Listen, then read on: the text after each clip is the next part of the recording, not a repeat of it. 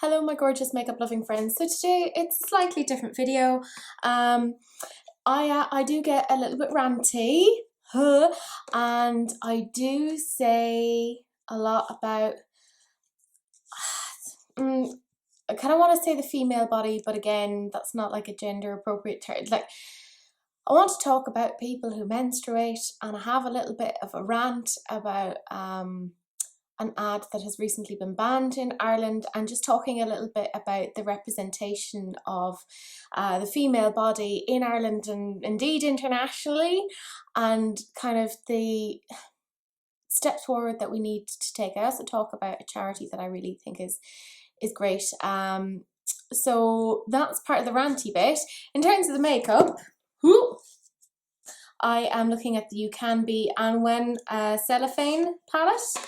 It looks like this, and I'm just using that. I don't really talk through what I'm using or how I'm using it, but that is a little bit of the video. And then at the very end, I'm going to show you the swatches of the palette and let you know what it is that I think of it. So like I said, it is a little bit of a ranty video. It may not be to everybody's taste. I expect a lot of downvotes. Oh, I've been getting a lot of downvotes, but it is what it is. But do please keep on watching if you think that is something that you are interested in. My fringe is always doing strange things, but we won't focus on that. That is not the point of this video. Not that there is really a point to this, but it's just going to be me ranting and raving. That's right. Yeah, I'm just going to be using this. I mean, I probably said it in the intro, but like, let's just get into it. So I have been living back in Ireland for almost a year now. Before that, I was living in the UK for the guts of 2 years. And I think being in England made me appreciate being Irish, and realizing kind of the difference between our cultures, because there is, obviously we have our own language and our own traditions, but quite importantly we also have our own laws which are different. And one of the things that kind of transpired while I was away was voting in the 8th Amendment, which gives a woman essentially rights over her own body. And I actually came back from England to vote on that. FYI, I voted to repeal. And it was a big deal, you know. It gave us the right for abortion, because up until that it wasn't legal in Ireland. So I'm very proud of being Irish, but in saying that, I'm also very aware that we have a lot of issues, particularly when it comes to the autonomy and the understanding of women and the female body. And the reason why I paused there was I was like, what is the correct way of saying that? Because I'm like, this is an issue that affects you irrespective of your gender or your biological sex. So forgive me if I'm not always using the correct terminology. I am trying my absolute best.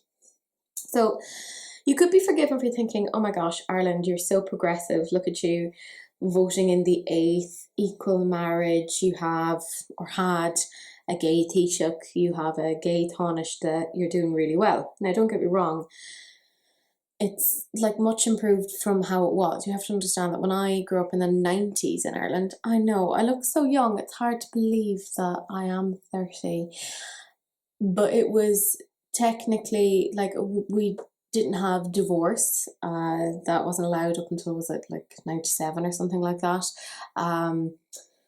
It was illegal to be gay. So we have come across and changed a lot of things, but there is still a strange dynamic when it comes to women and power over ourselves. Now, where is this little rant and raving ramble coming from?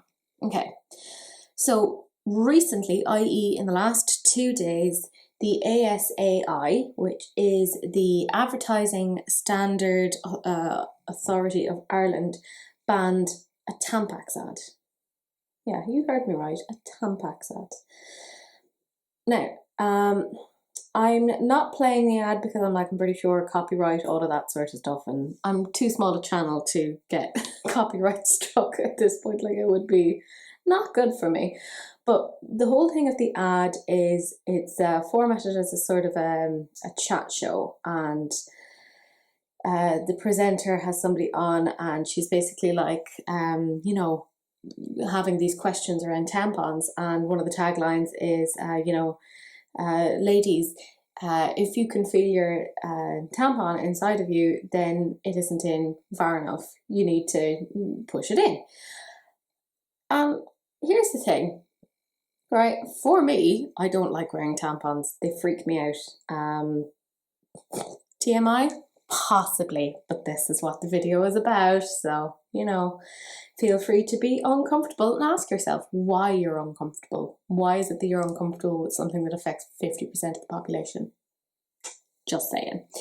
Also, that reminds me, like, I was with somebody there recently, like as in romantically, and they said that menstruation was disgusting, and I was like,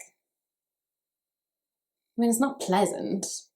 I don't like skip for joy when it happens, but to say that it's disgusting, and he's like, oh yeah, I would stay away from, I wouldn't want to get involved. I'm like, okay. That's told me everything I need to know about you and how you are as a person. The pigment on that is fantastic. Sorry, that was like a complete and utter wander away from what it was that I wanted to say. We'll get there. It's going to be a jaunty ride. So what was it I was saying? We'll get there eventually. So, like I said, I'm not a tampon wearer, partly because I have always found them really uncomfortable. So even for me, seeing that ad, I was like, oh my God, I'm a 30-year-old woman.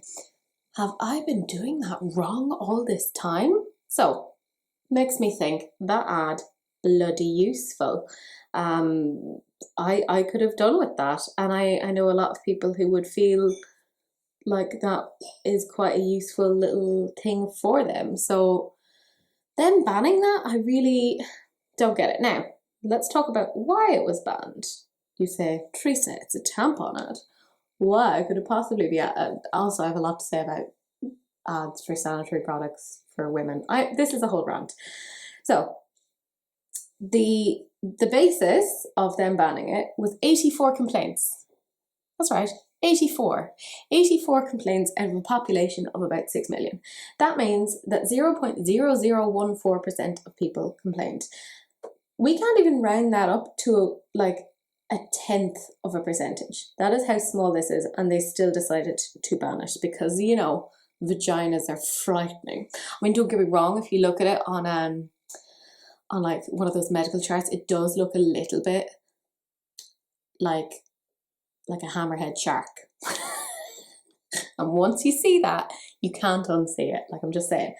But the complaints were around, one, that it was demeaning towards women, claiming that they didn't know how to read instructions. And I was like, well, I'll have you know that it's actually demeaning of you to state that people should only be able to learn or understand something in one way. There's a lot of populations, myself included, who might struggle with written instructions, and it might be better for them to hear it auditorially, or as part of the ad, they were kind of showing how to use it.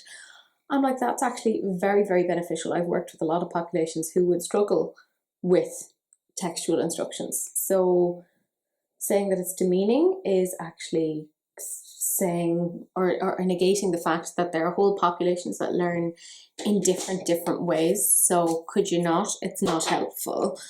Going back into this shade again. It's not a tutorial, it's just a talk-torial. That's what's happening. So that was one of them, which I'm like, okay, that's not the worst complaint, but I also just don't agree with it. The other one, this is where I get angry, basically was like sexualizing. It was that the complaint was that tampons were sexualizing. What? Like, oh, sorry, I'm very confused. What? again, this is a product that is necessary for 50% of the population, for people who menstruate. The reason why I'm saying people who menstruate is, again, I want to include non-binary, trans, etc. I'm trying to be as inclusive with my language as possible. I'm still learning. Society has screwed me up. I'm not sure of the pronouns to use. It is what it is, but I am making a conscious effort. But a whole chunk of the population will menstruate for 5 to 7 days, sometimes more of the month, depending upon, who you are. So stating that this totally natural process and the products that we have to use around that is sexualizing is so utterly bizarre. But also it brings me to a point that is far more disturbing, which is the thought that anything to do with the vagina must be sexualized. I'll never get monetized if I'm saying these kind of things. Whatever, I have a full-time job in a Catholic college. Actually, in fairness, they're far more progressive. They have like tampons and sanitary towels available in all of the bathrooms. So, hashtag just saying. And a gender-neutral bathroom. I'm very proud of that. Anyways, I will eventually get to my point. I'm very much like just rambling all over the place. This is not a very structured talk. Welcome to my TED Talk. But what I'm trying to say is that the vagina is not just about sex. It is a body part, no more than an ankle or a knee, right? It, most of the time, just sits there contemplating life, and every so often it throws a spanner in the works by annoying us by, shedding its uterine lining every so often. But like, it's more than just like about sex. It's the part of the body that we need to give birth. It is, it just sits there most of the time, like I said, causing us a certain amount of anxiety and worry, etc. So this whole thing about it being sexualized, it makes me worry in the sense of, is this all that this population is being seen for? That 50% of the population is just being regarded as objects for sex, and that we are nothing more than vessels with which to enjoy ourselves. Like, it irritates me. And them taking down and agreeing with those complaints and kind of saying, well, yeah, that really irritates me, because it just shows how much further we still have to come in terms of the understanding of the human body and all the processes that come with it. And this is where I'm also going to go on another a bit of a ramble. The thing is, it's a biological fact that we can't help that we menstruate. It happens. Like, it's, Lord knows there have been times where it's happened to me and I'm like, this is wildly inconvenient. I would prefer if this did not occur right now. I would have always preferred it happen before PE in secondary school, because then maybe I could get off it. I hated PE. Mostly because I hated my PE teacher, who said I was flexible for a fat girl. I remember that, Miss Leonard. I remember that, and I'm calling you out on it. Anyways, that made me a bit uncomfortable. This is so ranty. This is awful. Oh well, I'll still upload it. Anyways, given the fact that we can't control that this happens, you would think, hey, these products, they should be made freely available because, you can't help it. But there is this inherent shame, like genuinely an inherent shame. Like, I have been caught unawares, by my time of the month. It happens, and it's all like, hey, and I'll be at work and I have to ask somebody, do they have any sanitary products? And the way they look at you and they kind of say it in hushed tones, like, oh God, it's there, or there's still like a weird sort of a fear around it. And I'm like, but it's the same as if I asked you for a tissue. Like, it's a bodily function. If I asked you for a tissue because I had a runny nose, you would be like, oh my God. You'd just be like, hey, here you go. Like, just don't sneeze on me, But when it comes to menstruation, we get all freaked out, and it's like, it's not a big deal. It really, really isn't. Like, chill out. Sorry, get very ranty about this sort of thing, but sure, look, we'll get there. And you would think that because this is something that we don't really have a huge amount of control over, and by that I mean we have no control over, unfortunately, as much as I wish that we did, you would think that at the very least these products would be subsidized. Ideally, they should be made freely available. Again, one of the things I do really like about where I'm working is that the Students' Union have made these products available in the bathrooms so that people can just take them when and as they need them. And I'm like, that is brilliant. It's one of the things I really love about where I work, is just that understanding of inclusivity. I think it's so, so, so important. I think they're doing that really, really well. But not only are they not like subsidized or made freely available for most of the population, they're actually, get this, taxed at a luxury rate. Yeah, it's seen as a luxury item. Now, I don't know about anybody else who's watching that is also, you know, capable of menstruating, but I don't know about you. But I don't feel particularly luxurious when that happens. I mean, I feel murderous, absolutely. But I don't feel like, yes, I'm so fancy right now, it's all happening. Like, but they think it's okay to tax it at a luxury rate. So we are talking then about, essentially, we are making a product that is necessary for half of the population very, very difficult to actually purchase. So this is where we head into the whole notion of period poverty. And, you know, not everyone can actually afford these products. They are very, very expensive. And, right, an example, what if you are homeless and you have minimal items to your name? You you know, only have like one set of clothes, one set of underwear, etc., and you begin to menstruate and you don't have a sanitary towel or a tampon or something, what happens? You just end up sitting in your menstrual blood, which is, by the way, demeaning. Like, it makes you feel awful, because obviously as well there's the whole societal thing of like, oh, it's gross, it's whatever. I mean, we're still in a world where in certain tribes in Africa, if a woman is menstruating, she has to leave the village. Like, what? But I mean, we still have that in certain religions as well, that like if a woman is menstruating, she's not allowed into the temple or the place of worship, because it's seen as being like wildly inappropriate and dirty and like hugely taboo. And it's like, I mean, okay. But what happens when you are homeless and you don't have those things? Well, like, it really psychologically would impact you. So this is part of what I want to talk about as well.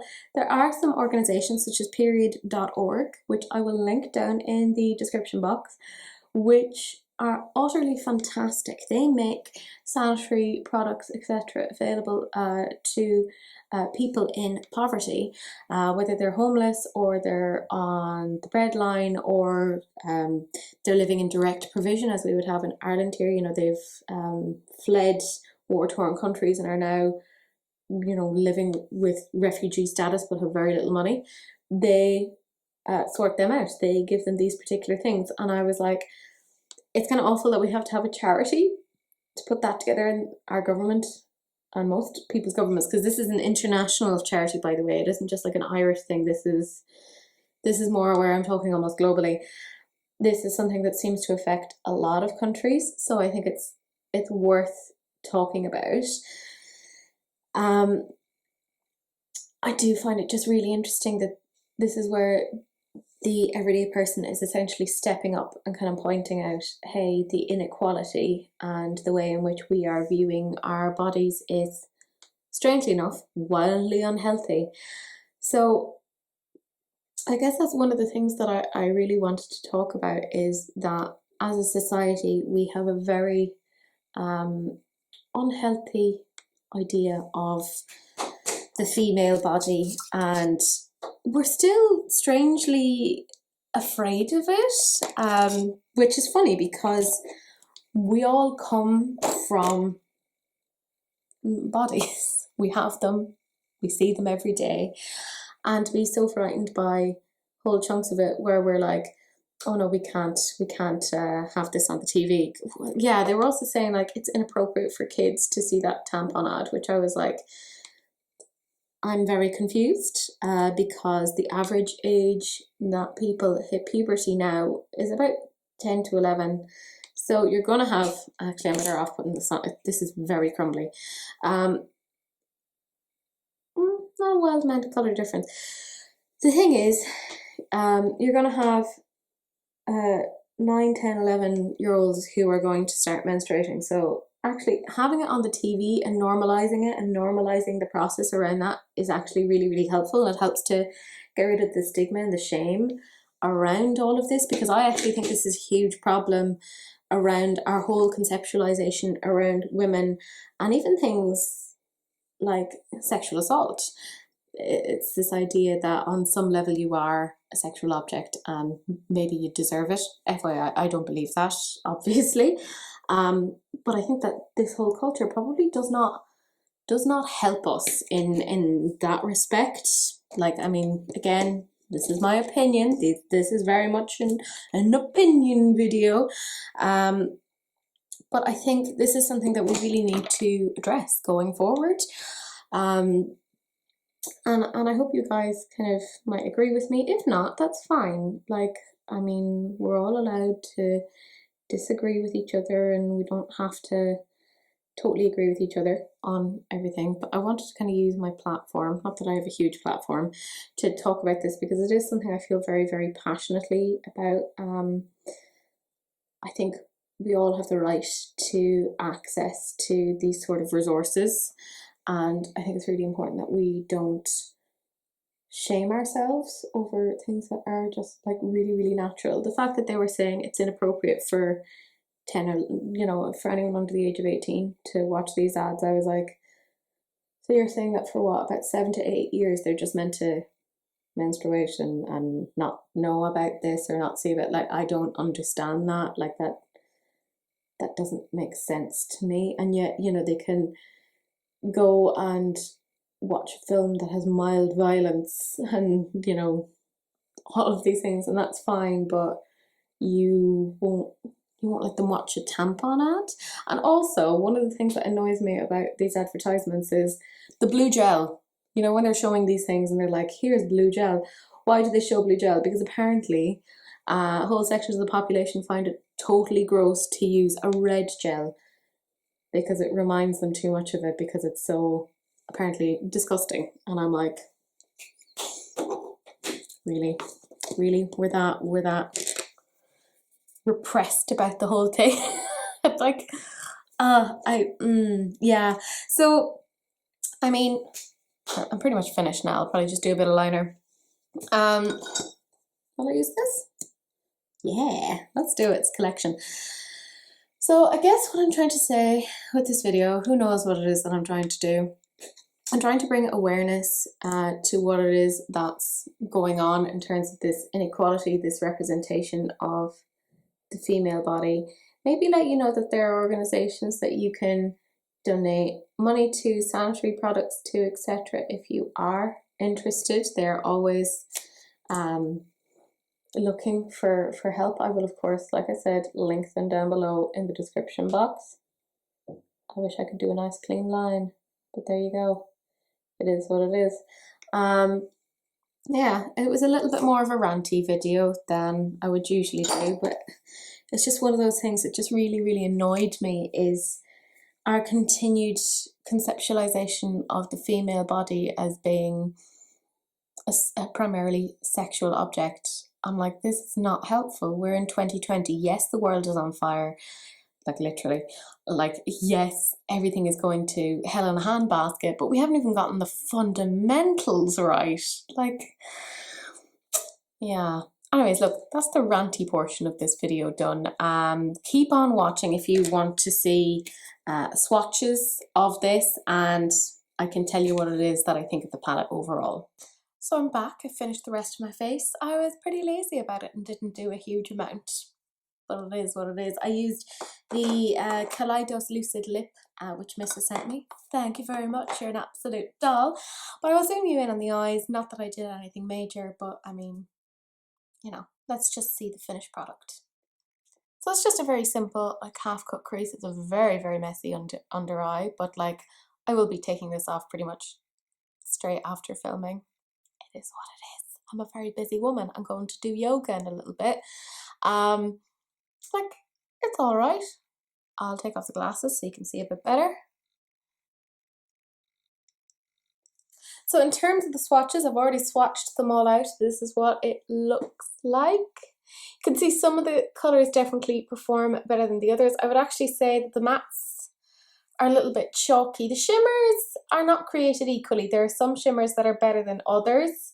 They're quite crumbly in the pan, but considering the price, I think is it £12.99 or something like that, I don't think you can be wildly mad at it. Again, this is what it looks like. I don't mind the colour story. Like, I'm not mad at it at all. I think some of the colours aren't as pigmented as I would have liked. Like, for instance, this shade Honeys, which I used on the eyelid, I really struggled to get that to kind of be the colour that it was in the pan. So it's not true to pan, and there wasn't a huge amount of pigmentation in it. Whereas other mattes then, like Fanny Pack, which is a terrible name for a thing, that was very pigmented, and I didn't really have any problem with that, and that blended quite nicely. In general, I thought it blended pretty nicely.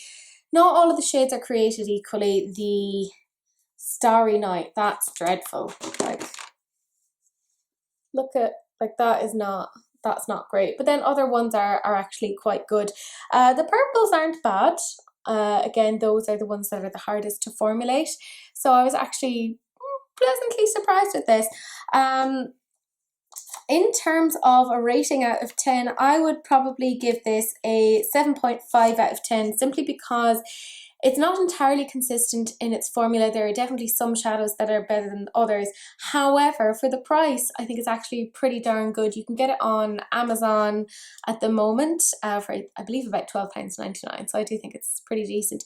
So I hope you enjoyed the video. I know it was a little bit different than usual. I'm thinking of doing more of these videos where I just yammer and talk about something that I'm interested in or passionate about while shoving makeup onto my face. Let me know what you guys think. I hope I didn't offend anyone, although, you know, I have my thoughts on that, but there we go.